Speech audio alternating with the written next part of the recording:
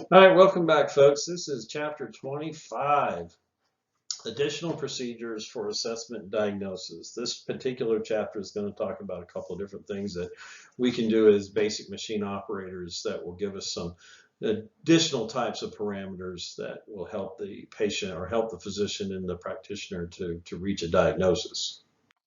All right, so we're going to talk about obviously the correct procedure for weighing and measuring a patient, conducting Snellen tests for far distance and visual acuities, also testing for near distance visual acuity and proper, recording of the results, and then conducting the Ishihara test for color perception and recording those results. Also talking about preparing a patient for electrocardiography and performing the test. List the leads recorded for a standard 12-lead electrocardiogram and code them correctly, and then recognizing common artifacts seen in electrocardiograms. We also want to talk about the purpose of forced expiration spirometry and two significant measurements involved within this test. There's also instruction in preparing a patient for forced expiration spirometry test and conducting the test itself, and being able to discriminate between acceptable and unacceptable forced expiration maneuvers. All right, first one, measuring weight. Do not be judgmental. Most of the time you don't read the weight, you just step the patient up there and then record it. So let's talk about some specifics. All right, so weight may be used to calculate medication dosages. This is the primary reason why we take patients' weights, to include especially pediatric patients. Sudden changes in health indicate, it can also indicate some sudden changes in health problems. Prior use, balance, calibrate scale to read 0. Scale types include balance, which add reading from both calibration bars to obtain a total, and then digital.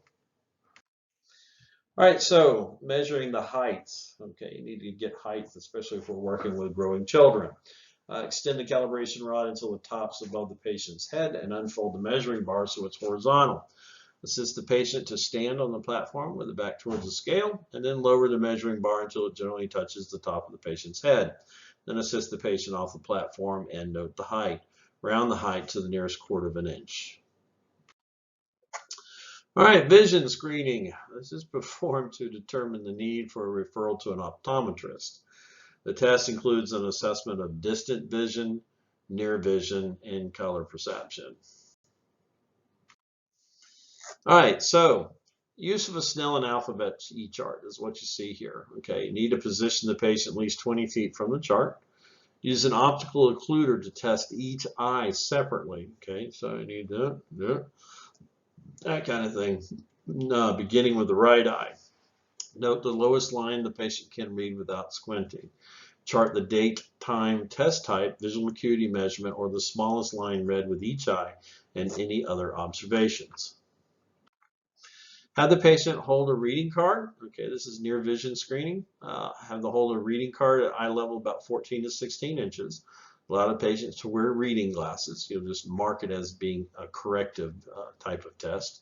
Test each eye separately. Chart date and time, test type, acuity, the visual acuity measurement, or the smallest line read with each eye, and any other observations. Color perception. Using the Ishihara test book, that's what you see here. Okay, it's different colors. Each page has circular plates containing dots of various sizes and arranged to form a number. The background for the number is also composed of dots in a contrasting color. Hold the book at eye level approximately 30 inches away from the patient. Allow the patient 3 seconds per image for the patient to identify the number with the inside of the circle.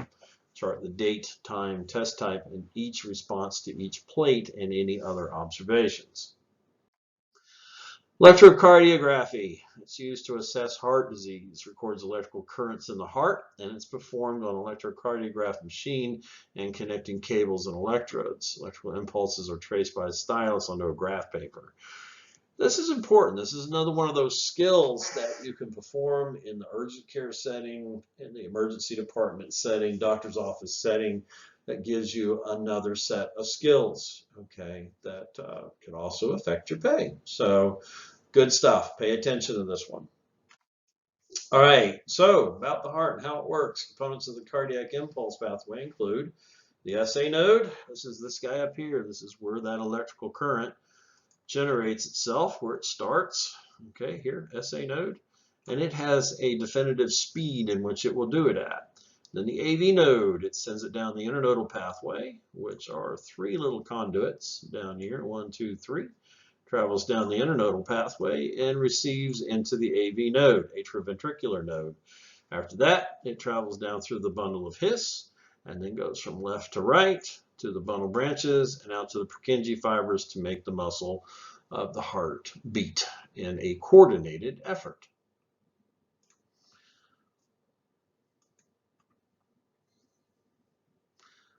All right, so how exactly does coordinated effort work? Well, it works specifically. Electrical impulses are identified by waves. Okay, we call it P wave, Q wave, R wave, S wave, and T wave. Letters may be grouped to describe the particular phase of the cycle, such as QRS complex, PR interval, ST segment. And traces are evaluated for morphology, amplitude, and duration. This is a great little diagram right here. You can see here, this is your P wave right here. Boop. All right. This is the PR segment. It runs between the P wave and the R wave. This is your R wave up here. Okay. This is your Q. It's already listed for you. And this is the S. All right. So QRS. So this is the PR interval. Then you have the ST segment, which is from the S to the beginning of the T wave, all right, your ST segment right there. And then the T wave and its duration is measured right here. And then occasionally you can have a U wave as well. All right, so this is your QRS complex. This represents how your heart is beating. The stimulation happens here at the P wave. Boop. It travels a few seconds, milliseconds, and then tells the ventricles to beat. This QRS is the contraction. That's the actual beating of your muscle, your heart muscle, okay? And then it has to stop, pause, regather its thoughts, repolarize, and get ready to go again. So that's how that works. Pretty simple stuff. And when you put the leads on, we're showing that process on a graph, a piece of graph paper that shows how fast it's going, what the amplitude is, that kind of stuff. Let's go to the next slide. There you go. EKG leads. A standard study consists of 12 leads or separate recordings. Electrodes are placed on the arms, legs, and chest, and then it's put on EKG paper. Each dimension shows here, standard paper speed is 25 millimeter per second. EKG machines may be single channel, multi-channel, or interpretive. All right, so folks, in these little boxes, you have big box. Okay, this is the big box that you can see right here. All right. Inside that one big box, you have smaller boxes. 1, 2, 3, 4, 5. They represent time and voltage. Okay, time is this way. Voltage is this way. Okay, very good. Easy stuff. All right, so patient preparation. Explain the procedure. Insert and ensure that there's no lotions or oils on the arms, legs, or chest. Place the patient in a supine position 10 minutes prior to the beginning of the test. Each electrodes are attached to the arms, legs, and chest. All right, so obtaining a tracing. After checking the standardization, run high-quality tracings to record leads 1, 2, and 3, AVR, AVL, and AVF, and then V leads 1 through 6. This is your 12-lead EKG. Down here on the bottom is your lead 2. And then you have what's showing here as V1, V2, V3, V4, V5, and then get rid of me, V6 right here. All right, so very good. Those are your V leads. And then down here on the bottom is supposed to be your lead 2 representation. So 1, 2, 3, 1, 2, 3. Okay, these are all V leads. All right, well, very good. It's kind of hard for me to see. These are so small. Okay. All right, so artifacts, irregularities in the tracing not representative of heart activity. That's what we call artifacts. They're usually caused by movement.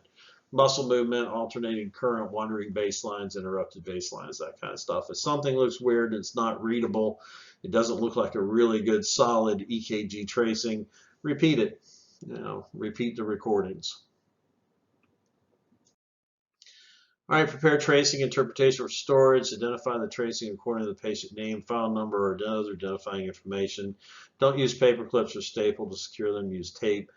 Prior to mounting, edit to eliminate portions containing artifacts or excess recordings. When mounting, because we put them on EKG sheets, it's a piece of paper, 8x9 piece of paper, or 9x12, whatever size you may have. And you mount them right on there so the physician can see them appropriately. All right, EKG stress test. Looked like Baker showed up again. Looks like he's stressed out. Also known as an exercise tolerance test, it's used to detect or evaluate cardiac ischemia, otherwise any kind of heart problems, any kind of decrease in oxygen provided to the heart or death of that tissue. EKG is monitored and recorded while the patient exercises. Usually it's on a treadmill. Patient blood pressure and pulse is also monitored, and then a resting ECG is obtained before and after the exercise. Forced expiration spirometry. It measures the amount of air exhaled and the speed at which it's forced out of the lungs. Patient inhales deeply, then exhales forcefully into a volume displacement or flow sensing spirometer tube. A graph termed as a spirogram records the following: FVC, FEV, FEV1, forced vital capacity, forced expiratory volume, quantity of air forced out during the first second. Patient preparation and testing, no big deal. Explain the procedure, have the patient loosen any tight clothing around the neck and waist. Have the patient sit or stand and seal their lips around the mouthpiece. It's just a very simple plastic device that has very specific measurements on it. It may also be electronic. You never know. Depends on what type of equipment you're using. Instruct the patient to take a deep breath and initially blow the air out hard and fast and continue blowing smoothly until no more air can be exhaled. The test can consist of 3 successful attempts. So make sure that you complete those until they're done, and then you'll get 7 attempts reduces the accuracy of the test. So just three successful attempts. That's all you need. All right, so patient-related testing problems, less than a maximum effort. You have leaks around the mouthpiece, incomplete inspiration or expiration, hesitation at the start of the expiration, coughing and or vocalization, obstructed mouthpiece, poor posture or glottic closure. I'd say that this kid is not representing any glottic closure, maybe some poor posturing, but definitely some gas emission. All right. Okay, here we go. All right, so in summary, weight may be measured using balance or digital scale. Most commonly, we're using digital scales these days. Make sure that recording the height and round it to the nearest quarter inch. I've seen that on a test question, so make sure you write that down. Know that the Snellen is the E-chart, okay? Make sure you're aware of that because that'll be, on the test. Reading card is used to test near vision. An Ishihara book is for colors. Electrocardiography is very important. It measures EKG currents or electrical currents within the heart. Cardiac impulse pathway is composed of the SA node, the AV node, bundle of His, and Purkinje fibers. Letters representing the heart's electrical impulses may be grouped to form the QRS complex, PR interval, and ST segment. EKG tracings are evaluated for morphology, amplitude, and duration.